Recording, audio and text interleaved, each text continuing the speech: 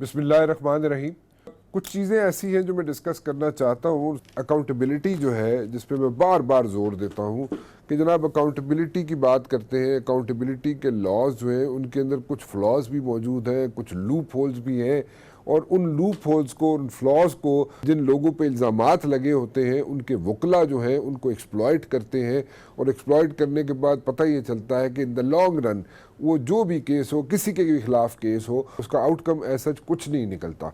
और जब आउटकम नहीं निकलेगा तो दैट मीन्स कि ultimately in the times to come, in the long run, उनको क्लीन चिट्स मिल जाएंगी। क्लीन चिट्स अगर मिल जाएंगी तो वो क्लीन चिट को 2-4 दिन के लिए नहीं होगी, वो क्लीन चिट जो होगी फॉर एवर होगी। तो फॉर एवर अगर उनको क्लीन चिट्स मिल जाती हैं तो फिर वो जनाब जो मौजूदा हुकूमत है, जो पीटीआई की हुकूमत है, वो आइंदा आने वाले इलेक्शंस में क्या नारा लगाएगी। पीटीआई की हुकूमत की भी अपनी मजबूरियां हैं कि जो अकाउंटेबिलिटी के लॉज जो हैं उनको अगर कैप करना शुरू कर दे, जो फ्लॉज हैं उनमें उनको कैप करना शुरू कर दे, तो वो नहीं कर पाएगी, क्योंकि एज सच उनके पास मेजॉरिटी नहीं है हाउसेज में। तो अगर मेजॉरिटी नहीं है तो फिर वो कैसे ये सब चीज़ें मैनेज करेगी।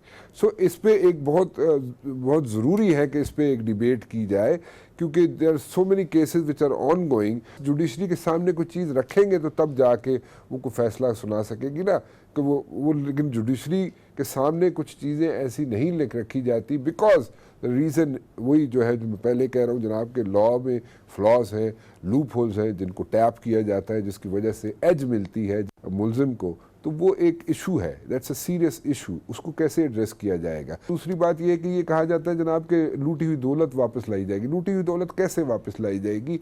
एक तो white collar crime number 1, number 2 MLAs, mutual legal assistances, जो साइन करने थे मुख्तलिफ गवर्नमेंट्स के साथ, उसमें से कुछ गवर्नमेंट्स ने म्यूचुअल लीगल असिस्टेंस पर MOU साइन किए हैं। एज सच उनको भी एग्रीमेंट की शक्ल अभी तक नहीं दी गई, क्योंकि पहले MOU साइन होता है फिर एग्रीमेंट की शक्ल इख्तियार करता है। सो अभी तक MOUs हैं, कोई एग्रीमेंट्स की शक्ल इख्तियार नहीं हुई।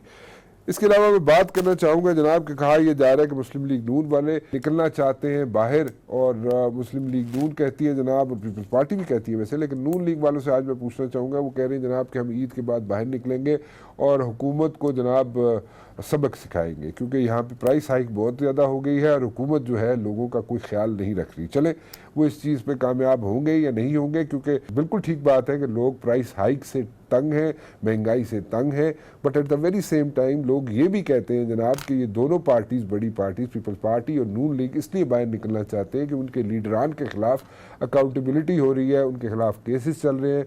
तो वो इसलिए हुकूमत पे प्रेशर डालना चाहते हैं कि जनाब अकाउंटेबिलिटी के शिकंजा जो हमारे पे तंग किया जा रहा है, उससे हमें थोड़ा सा ब्रीदिंग स्पेस मिले, थोड़ी सी हमें सांस लेने की इजाज़त हो। सो दोनों चीज़ें अपनी जगह। जनाब महंगाई बिल्कुल है, महंगाई बहुत ज़्यादा है, लोगों की बिल्कुल चीखें निकली हुई हैं, but at the very same time लोग ये भी समझते हैं कि जनाब पीपल्स पार्टी हो, नून लीग हो, उनके लीडरान के खिलाफ जो अकाउंटेबिलिटी के केसेस सख्त से सख्त होते जा रहे हैं, उनको सख्त से सख्त टाइम नज़र आ रहा है आइंदा आने वाले दिनों में।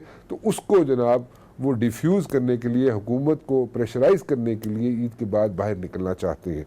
तो इस पर भी मैं बात करना चाहूँगा। डॉलर की कीमत कहाँ जाती है, कहाँ नहीं आती है, आपको भी नहीं समझ आती। आप भी सुबह उठते हैं कुछ और होता है, शाम को सोते हैं कुछ और होता है। सो डॉलर आपकी भी समझ से बाहर हुआ है, हमारी भी समझ से बाहर है, सबकी समझ से बाहर है।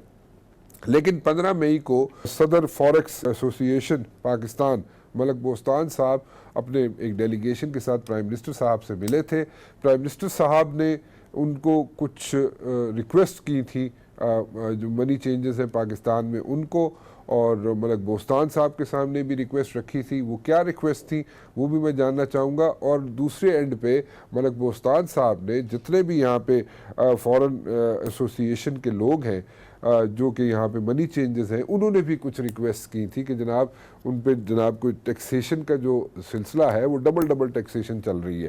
सो और उसके अलावा भी कुछ उन्होंने गुजारिशात की थी, क्या उस पर अमल दरामद हुआ या नहीं हुआ, और अगर हो जाता है अमल दरामद तो क्या ऐसा है कि जनाब पाकिस्तान का जो खसारा है या पाकिस्तान को जो 15-16 अरब रुपया चाहिए है उसको ज़रूरत ही ना हो उस चीज़ की, सिर्फ मैनेज करने की ज़रूरत है चीज़ें। क्या मैनेज कर पाएगी हुकूमत या नहीं जी? इन सब चीज़ों पे मैं बात करना चाहूँगा। मेरे साथ मौजूद होंगे जनाब सेनेटर फैसल जावेद साहब तहरीक इंसाफ से, सेनेटर जावेद अब्बासी साहब मुस्लिम लीग नून से, और मलक बोस्तान साहब सदर फॉरेक्स एसोसिएशन पाकिस्तान। जी आप सबका बहुत बहुत शुक्रिया जी, आप तशरीफ़ लाए। सेनेटर फैसल जावेद साहब, एक चीज़ समझाएं हमें, हम ज़रा समझना चाहते हैं, एहतसाब का अमल जो मौजूदा कवानीन हैं उनके तहत अगर जारी रहता है तो आपके ख्याल में कुछ उसका आउटकम निकलेगा? क्योंकि इसमें काफ़ी फ्लॉज है, काफ़ी लूप होल्स है इस एग्जिस्टिंग लॉ में जो एहतसाब का है, सो इस पर कोई आउटकम निकलेगा? और अगर निकलेगा तो फिर ये भी हो सकता है कि काफ़ी लोगों को क्लीन चिट्स मिल जाए। क्लीन चिट्स अगर मिल गई तो आप लोग यानी कि पीटीआई वाले नेक्स्ट इलेक्शन जब भी होते हैं, आप लोग क्या कहेंगे लोगों को जाके, क्या बताएंगे लोगों को जाके कि जी हम एहतसाब कर सके, नहीं कर सके, और ये लोगों को क्लीन चिट्स क्यों मिल गई? बहुत ही जबरदस्त आपने बात की है राना साहब, ये ही टॉपिक होना चाहिए, क्योंकि हमने जो इलेक्शन में वादे किए, सबसे बड़ा जो अवाम ने हमें पब्लिक हमारे लिए निकली है वो इसलिए कि हमने एहतसाब की, अकाउंटेबिलिटी की और इन जो चोरों और डॉक्टरों की बातें की है। इसकी वजह से लोग जो है इनसे मुतनफिर हुए थे और उन्हें इमरान खान में एक उम्मीद नजर आई, और खास तौर पे ये बहुत बड़ा डिलीवरेबल है इमरान खान का, अकाउंटेबिलिटी और लूटी हुई दौलत वापस लाना।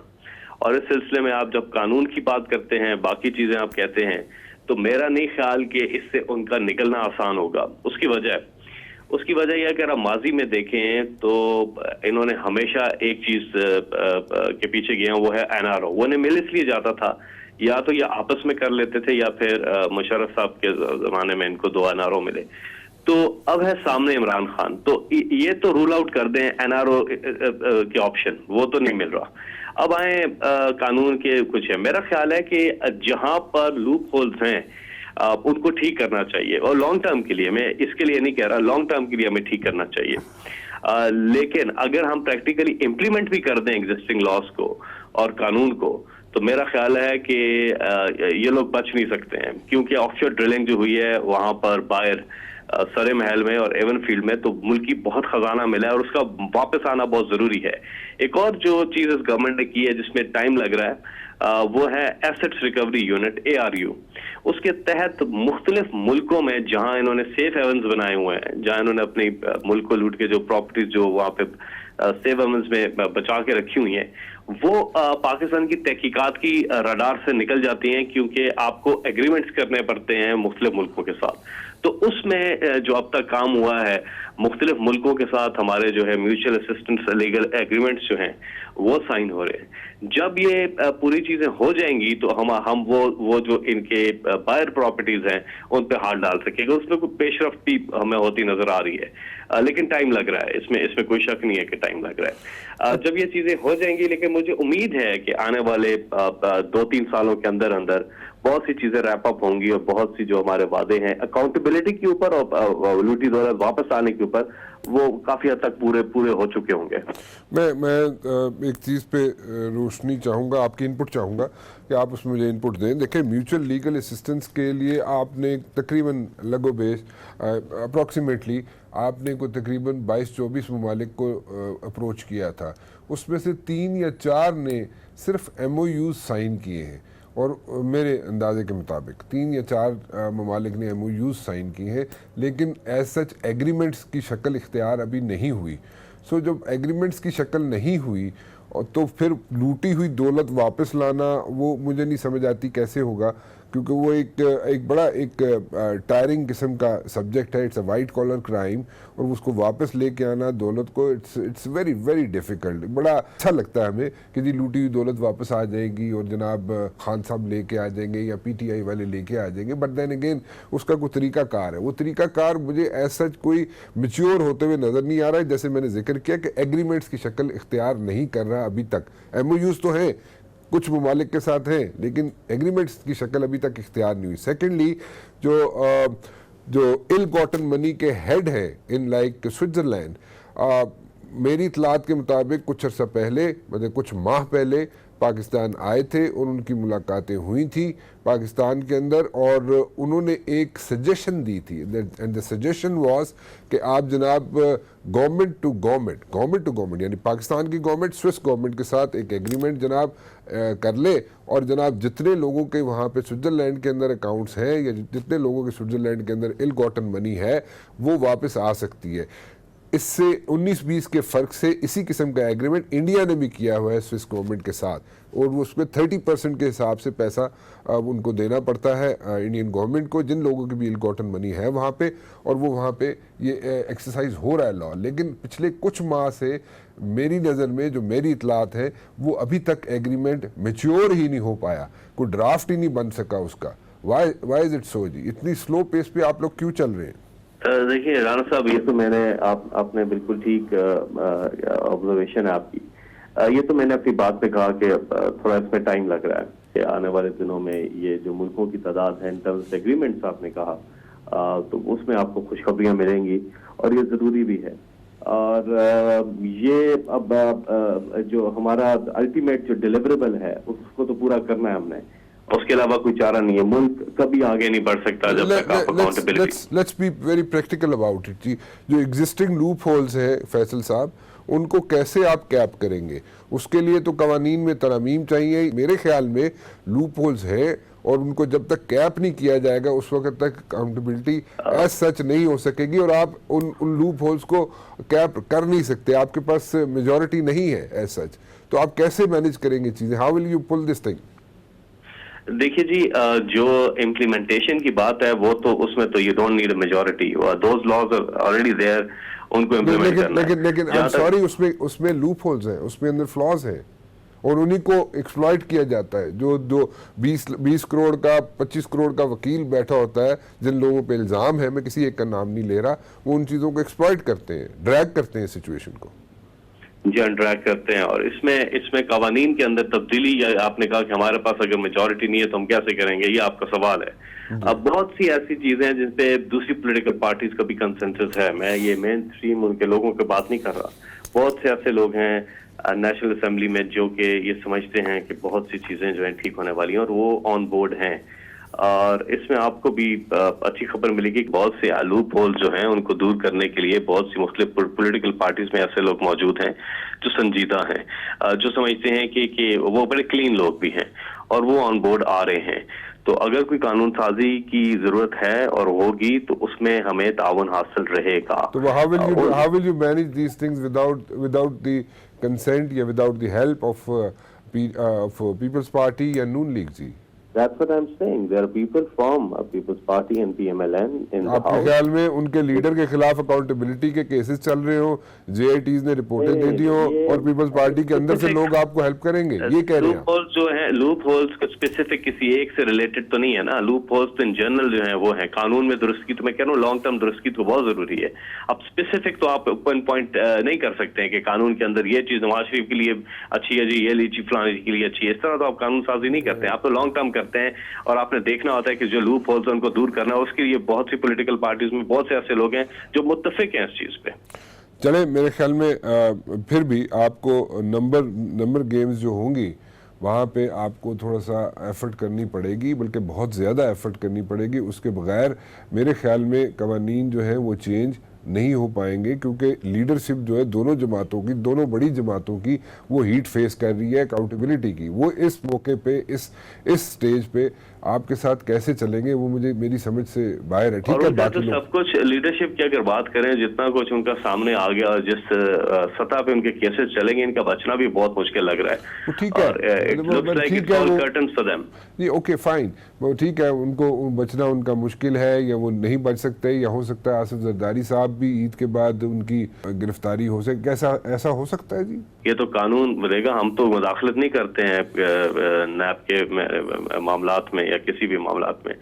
जो भी इंसाफ के इदारे हैं उन पर कोई पॉलिटिकल इंटरफेरेंस तो है नहीं। मैं और आप ऐसे बैठ के प्रेडिक्शन तो कर सकते हैं, लेकिन कोई इस पे हतमी चीज तो नहीं। What's your prediction on this one, Asif Zardari साहब की गिरफ्तारी के बारे में आफ्टर ईद जी?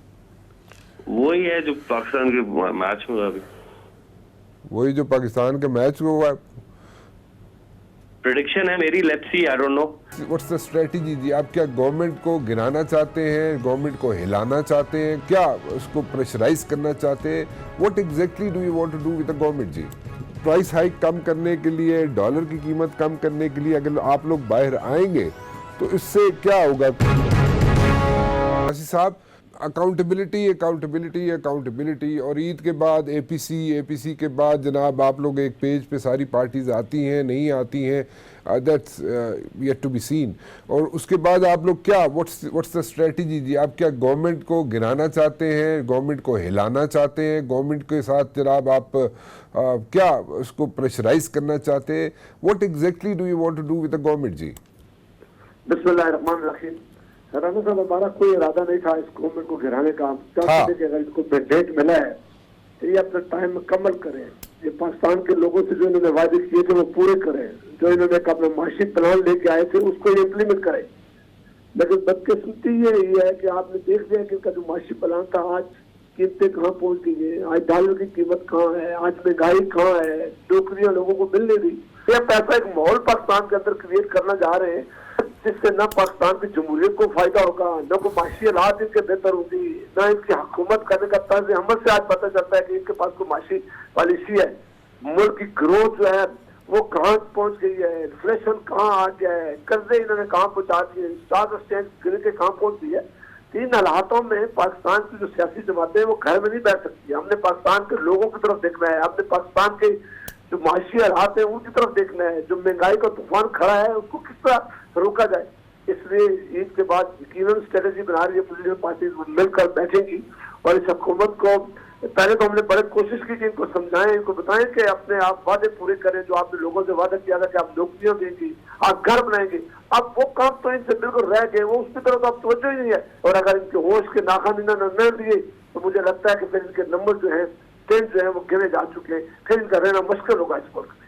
प्राइस हाइक बिल्कुल सही है, बिल्कुल ठीक कह रहे हैं आप, बिल्कुल प्राइस हाइक है। और बिल्कुल जनाब यहाँ पे कोई दूध और शहद की नहरें बिल्कुल नहीं बह रही, और जो लोगों की यहाँ पे बस हो गई है, लोगों की चीखें वाकई निकल आई हैं, आप दुरुस्त कह रहे हैं।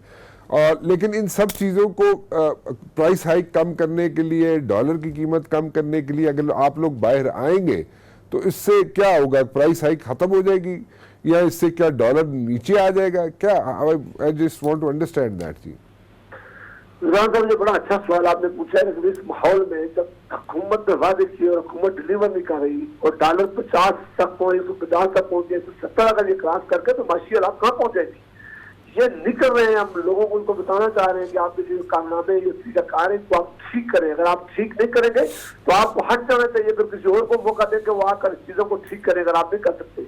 ठीक है, आप बिल्कुल सही कह रहे हैं, प्राइस हाइक है, लोगों की चीखें निकल गई हैं, मैं इस पर कोई इख्तलाफ नहीं कर रहा आपसे। लेकिन द पॉइंट इज़ कि आप लोगों के निकलने से क्या प्राइस हाइक कम हो जाएगी, या आप समझते हैं कि 8-9 महीने के अंदर अंदर अगर हुकूमत पे प्रेशर डाला जाएगा तो लोग ये नहीं कहेंगे कि जी और देखो जी 8-9 महीने तली होए ने तो फौरन प्रेशर पाना शुरू कर देता है गवर्नमेंट ने, नून लीग वाले ने तो पीपल्स पार्टी वाले ने, इन्होंने खिलाफ केसेस चल रहे हैं पीपल्स पार्टी वाले के खिलाफ तो नून लीग वाले के खिलाफ, इस हस्ते बाहर निकल आए कि साड़ी जान छूट जाए किसी तरीके से। डोंट यू थिंक कि लोग वो भी सोचेंगे? नहीं, राना साहब, आप भी लोग हमें कह रहे हैं, हम लोग हमें ताने दे रहे हैं, सियासी जमातों में सख्त दबाव है। हम जाते हैं, लोग कहते हैं आप पार्लियामेंट में क्यों बैठे हुए हैं, आप बाहर क्यों नहीं निकलते, आप क्यों नहीं बोलते?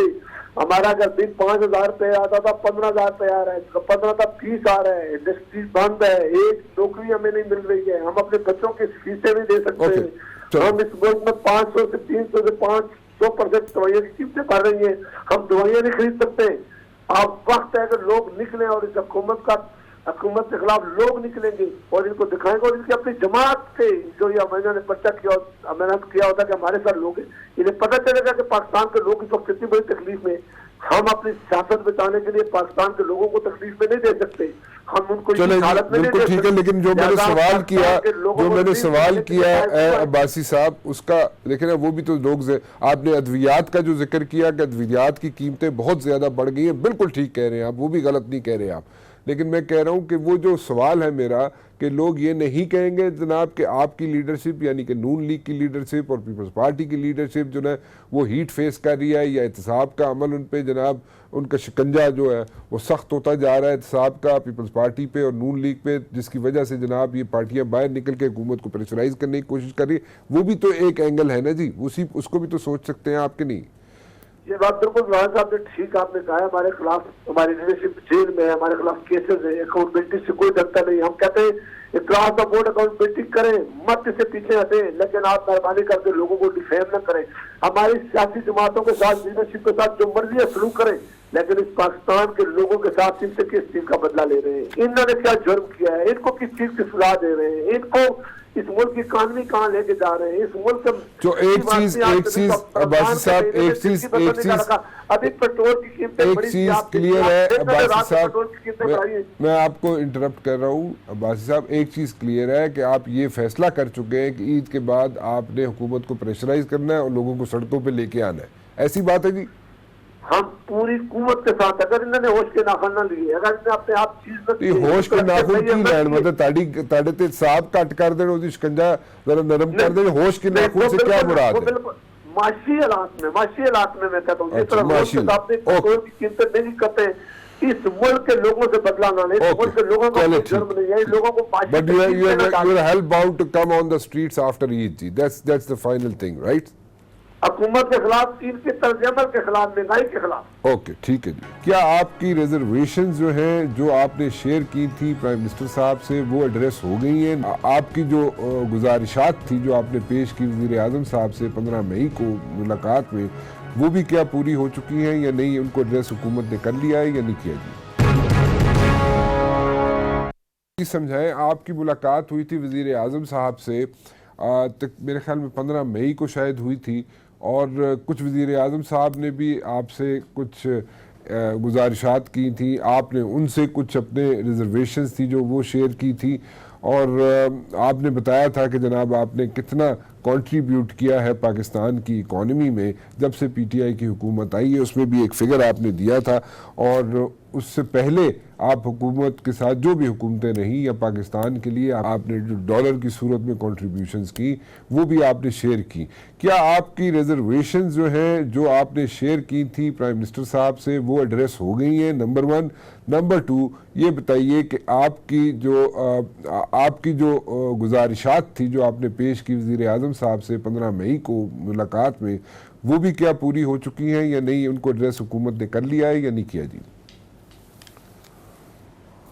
मैं समझता हूँ वज़ीर आज़म साहब से जो हमारी 15 मई को मीटिंग हुई थी, और हमने रिक्वेस्ट की थी उनसे मिलने के लिए, और उन्होंने बड़ी उनकी मेहरबानी, उन्होंने टाइम दिया और हमने उन्हें बताया। और उन्होंने वज़ीर आज़म साहब ने कहा कि इस वक्त जैसा कि आपको मालूम है पाकिस्तान माशी दलदल में फंस चुका है और मैं इसको इस दलदल से निकालना चाहता हूँ, और सबसे जो हमें इस वक्त कमी का सामना है वो फॉरेन एक्सचेंज रिजर्व का है।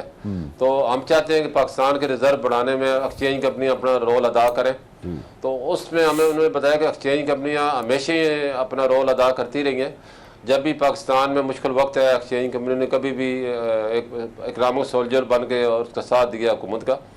और पिछले 8 साल में हमने 13 अरब डॉलर हुकूमतें पाकिस्तान को दिए, और जब से पीटीआई की हुकूमत आई है अगस्त से लेकर अब तक 1.3 बिलियन डॉलर हमने इस हुकूमत को भी दिए, और हम अपना रोल अदा करते रहेंगे। इसमें उनसे हमने रिक्वेस्ट की थी कि अगर हम इसको डबल फिगर में ला सकते हैं, इस वक्त 5 से 6 अरब डॉलर एक्सचेंज कंपनियां सालाना मुल्क से बाहर से मुल्क ला रही हैं।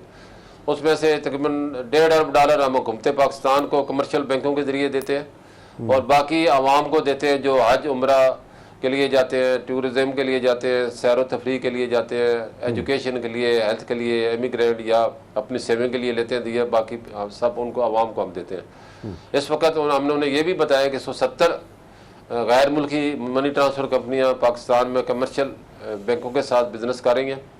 उसमें से सिर्फ 5 कंपनियां एक्सचेंज कंपनियों के साथ एग्रीमेंट करने की इजाज़त दी गई। तो हमने कहा हुकूमत अगर हमें तमाम इन जितनी भी गैर मुल्की मनी ट्रांसफ़र कंपनियां उनके साथ हमारे भी एग्रीमेंट वर्कर एमिडेंस के अलाउ कर दे, तो हम 8 से 9 अरब डॉलर सालाना मुल्क में लाने की सलाहियत रखते हैं, और हुकूमत को 4 से 5 अरब डॉलर देने की भी हमें सलाहियत है और हम दे सकते हैं।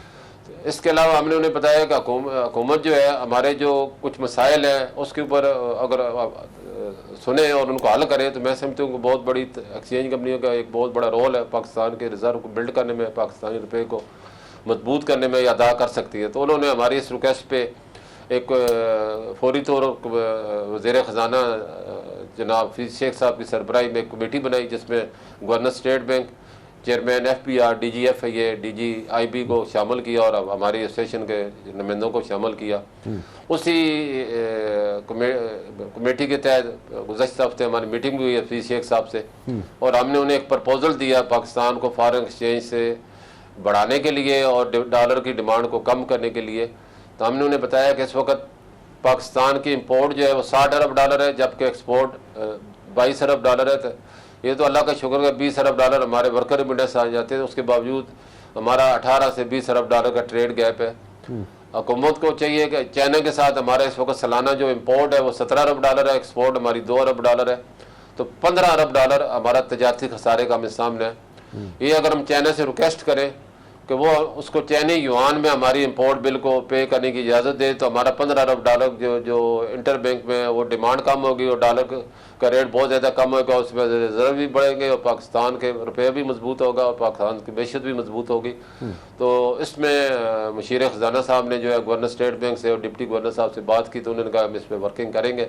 अगर ये हमारा प्रपोजल हुकूमत एक्सेप्ट कर लेती है तो मैं समझता हूँ पाकिस्तान में डॉलर ख़रीदने वाला कोई ना होगा। अभी भी उस मीटिंग के बाद डॉलर का रेट इंटर बैंक में 152 हुआ था, अब 148 पे क्लोज हुआ है, यानी कि तकरीबन 4 रुपये कम हुए। इस तरह फ्री मार्केट में जो था वो 154 पे चला गया था, वो कम हो गया 149 पे आ गया। इस मीटिंग के बाद एक्सचेंज कंपनियों ने तमाम हमने मेम्बरान की मीटिंग बुलाई, उसके बाद आवाम से हमने डॉलर के बाइकाट की अपील की, तो वो बड़ी कामयाब रही और अवाम ने हमारा बड़ा साथ दिया। मैं अपनी अवाम को खराज तहसीन पेश करता हूँ और उन्हें अच्छा मलिक साहब पेश करते हूँ, उन्होंने हमारी अपील। एक चीज़ पूछना चाहूँगा, ये जो आपने सजेशन दी है कि चाइना से रिक्वेस्ट की जाए कि जनाब वो युआन में पेमेंट की जाए, तो वो युआन में पेमेंट अगर की जाएगी और आप कह रहे हो उससे 15 से 16 अरब का आप हुकूमत को फ़ायदा होगा, अरब डॉलर का फ़ायदा होगा, सो इसमें आपने कहा जी उस पर वर्किंग की जा रही है। वर्किंग से क्या मुराद है, कितना अरसा उसमें वर्किंग में लग सकता है और ये वर्केबल भी है कि नहीं है, और अगर कितने अरसे तक ये मेच्योर हो सकता है, ये बात जो आपने सजेशन दी है? देखो जी ये बड़ी अच्छी बात थी और इसमें खैर इतनी ज़्यादा वर्किंग की ज़रूरत नहीं है, विद इन मंथ भी हो सकता है और विद इन वीक भी हो सकता है। ये हमारी हुकूमत पे मुनसर है कि क्या चाइना को एग्री करती है और एग्री वो होता भी है कि नहीं है, क्योंकि 3 अरब डॉलर का तो पहले ऑलरेडी स्वाप इन्होंने उनको एग्री किया था, बाकी वो एग्री नहीं हो रहे थे। वो कहते थे कि हमारे डॉलर में हमें आप हमारे पेमेंट करें। तो उन्हें हमारी जो इस वक्त सूरत हाल है पाकिस्तान की, ये आपको पता है बहुत ही ख़तरनाक है और पाकिस्तान के दुश्मनों ने हमारी इकानमी को टारगेट बनाया हुआ है और इस वक्त पूरे सोचे समझे मंसूबे के तहत पाकिस्तान को बंद गली में खड़ा कर दिया। That's part of hybrid warfare ji, वो सिंपल सी बात है, उसमें कोई रॉकेट साइंस नहीं है। अब जंगों का तरीका कार बदल गया है, इसलिए वो इकॉनमी को हिट कर रहे हैं। सो एनीवेज अभी आगे थोड़ा सा अगर मैं चलूं तो अगर जैसे पहले चाइना ने रिजर्वेशन शो की थी और उन्होंने कहा था नहीं जी हमें डॉलर में ही पेमेंट करें, जो आपकी सजेशन है कि युआन में पेमेंट की जाए, पहले चाइना नहीं माना था, और आपके ख्याल में महीने के अंदर अंदर ऐसा कोई फैसला हो जाएगा जिसमें शायद चाइनीज़ मान जाए कि जनाब युआन में पेमेंट की जाए? पहले नहीं माने थे, तो अगर नहीं मानते या मानते हैं तो फिर अगर मान जाते हैं तो डॉलर कहाँ जाएगा, और अगर नहीं मानते तो फिर डॉलर कहाँ तक जाएगा? जी देखो मानना चाहिए उन्हें कि हमें जो इस वक्त जितने भी मुश्किलात का सामना है वो सी पैक की वजह से है, और पाकिस्तान को इस मुश्किल हालात में चाइना हमारा दोस्त है और हमें हमेशा ही उसने हमारा मुश्किल वक्त में साथ दिया। मैं नहीं समझता कि अगर पाकिस्तान की पोजीशन उसके सामने है बिल्कुल, और अब भी सबसे ज़्यादा डॉलर जो है लोन जो है वो चाइना ही दे रहा है, लेकिन अगर इस चीज़ को हम उन्हें रजामंद कर लेते हैं तो ये बहुत बड़ी कामयाबी है। और डॉलर की डिमांड इंटर बैंक में जब कम होगी तो डॉलर का रेट फौरी तौर पे 5 रुपये तक भी कम हो चुका है, 10 रुपये और भी कम हो सकता है। अच्छा। तो इससे हमारे जो लोन है गैर मुल्की लोन उनमें बहुत हद तक कमी वाक़ होगी, और पाकिस्तान को जो वही बजट इस वक्त अगर मिसाल देते हैं 100 अरब डॉलर के हमारे गैर मुल्की कर्जे हैं, अगर हमें $1 का 1 रुपया गिरते हैं तो 100 अरब के हमें फ़ायदा होता है, और अगर 10 रुपये गिरते हैं तो खरब रुपये का फ़ायदा होता है। तो ये जितना डॉलर गिरेगा इतने हमारे कर्जे कम होंगे, वही हम जो आप जो ये बात बता रहे हैं मलिक साहब, अगर ये ऐसा नहीं होता तो डॉलर की प्राइस और कितनी बढ़ सकती है? तो मैंने आवाम से जब अपील की हमने, तो अल्लाह का शुक्र है उस दिन से लेके पिछले 10 दिनों में 5 रुपया डॉलर इंटर बैंक में कम हुआ है और 5 रुपये तकरीबन फ्री मार्केट में कम हुआ है, और आवाम ने हमें बड़ी तादाद में डॉलर, पाउंड, यूरो, रियाल जो उन्होंने घरों में रखे हुए थे वो हमें हमारे काउंटर पर आके सेल कर रहे हैं। और अब पिछले 10 महीने हमने तकरीबन $10 करोड़ हुकूमत पाकिस्तान को कमर्शियल बैंकों के ज़रिए सिलेंडर किए हैं, जिसकी वजह से इंटर बैंक में सप्लाई बढ़ी है और जो आवाम का जोश खरोश जारी है। और अब सोशल मीडिया पे, प्रिंट में, इलेक्ट्रॉनिक मीडिया पे ये हर आदमी एक दूसरे से अपील कर रहा है। हमने तुर्की की मिसाल दी, 2003 में उनका लीरा 16 लाख लीरा के बदले में $1 आता था, और जब उन्होंने अपनी ये मुहिम जारी की तो आज उनका लीरा 7 लीरे में $1 आ रहा है। तो कितनी उन्होंने यानी कि अपनी करेंसी को स्ट्रांग बनाया, तो उनकी कौम ने जो है कौम मुल्क से मोहब्बत का सबूत पेश किया। तो हमारी कौम जो मुल्क के लिए जान कुर्बान कर सकती है तो वो डॉलर कुर्बान आया नहीं कर सकती, करेगी, ज़रूर करेगी। और ये मैं समझता हूँ इस हुकूमत की, मैं जब आई थी विक्ट्री पोजीशन में, तो ये यकीन करो पहली हुकूमत थी जिसके जीतने पे डॉलर का रेट 10 रुपये फौरी तौर पे कम हुआ था। और लोगों को ये उम्मीद थी कि ये हुकूमत जो है पाकिस्तान की इकानमी को बेहतर करेगी, रुपये को मजबूत करेगी, क्योंकि इन्होंने अपने मंशूर में इंतखाबी जलसों में यही नारा लगाया था। लेकिन और अवाम ने अपने डॉलर बेचना शुरू कर दिए। बैड लक ये हुकूमत जो है उस पर अपने वायदे पे कायम नहीं रही, और रुपये को डिवैल्यू जब शुरू किया तो फिर सारी इनके जितने भी नारे थे वो हवा में चले गए। और जो लोग उम्मीदें अब भी उम्मीदें लगा के बैठे हुए हैं, मुझे उम्मीद है कि ये हुकूमत अवाम की उम्मीदों पर पूरा उतरेगी। और मैं हुकूमत से रिक्वेस्ट करूँगा कि मैंने पहले इमरान खान से भी कहा है कि आपने मुल्क के लिए, हमें पता है बहुत कोशिश कर रहे हैं, आपको ये हुकूमत विरसे में मिली थी तो ख़जाना खाली था, आप दिन रात तूफ़ानी दौरे करके उस तूफ़ान का रुख आपने बोड़ा है जो पाकिस्तान की तरफ डिफ़ॉल्ट की सूरत में बढ़ रहा था। तो आपको मज़ीद जो है, मैं हुकूमत से ये भी रिक्वेस्ट करूँगा, इस वक्त पाकिस्तान को बचाने के लिए अपोजिशन लीडर को, क़यादत को, सियासी क़यादत को एक टेबल पर बैठना होगा, क्योंकि न्यू वर्ल्ड आर्डर के तहत पाकिस्तान के और इस्लामी मुल्कों को, ख़ास तौर तुर्की, ईरान, पाकिस्तान को निशाना बनाया जा रहा है। और यहाँ पर अब हाइब्रिड वार शुरू हो चुकी है और लोगों को खुद मुख्तारी की शक्ल में, आपने देखा KP की में बलूचिस्तान में दहशतगर्दी के हमले हो रहे हैं, चौकियों पे हमले हो रहे हैं। तो ये बड़ी ख़तरनाक पोजीशन है और अवाम को आपस में लड़ाने की साजिश हो रही है।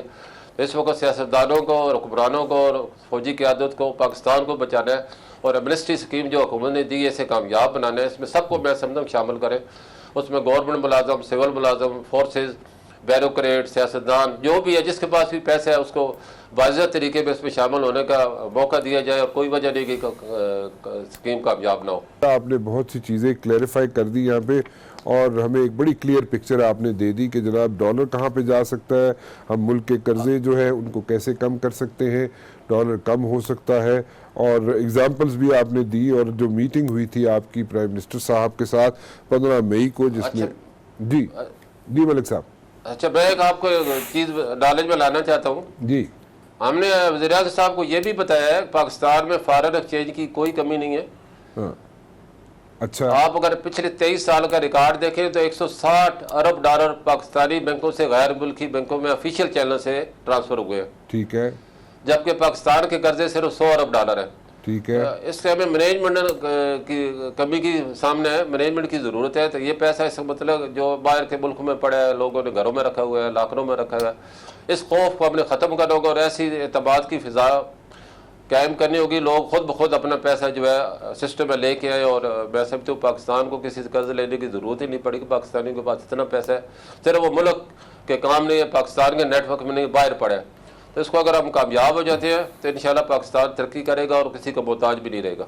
ये बहुत बड़ी बात है जी, बहुत बड़ी सजेशन आपने दी और बड़े फैक्ट्स एंड फिगर्स के साथ आपने बात की है कि जनाब अगर कॉन्फिडेंस बिल्ट हो जाए आवाम का, लोगों का मौजूदा गवर्नमेंट पे, तो आपको तो कर्जों की ज़रूरत ही नहीं पेश आएगी। ये तो आपने बहुत बड़ी बात कर दी मलिक साहब। खैर एनीवेज बहुत शुक्रिया मलिक साहब। फ़िलहाल राना मुबशिर को इजाज़त दीजिए जी, अल्लाह हाफ़िज़।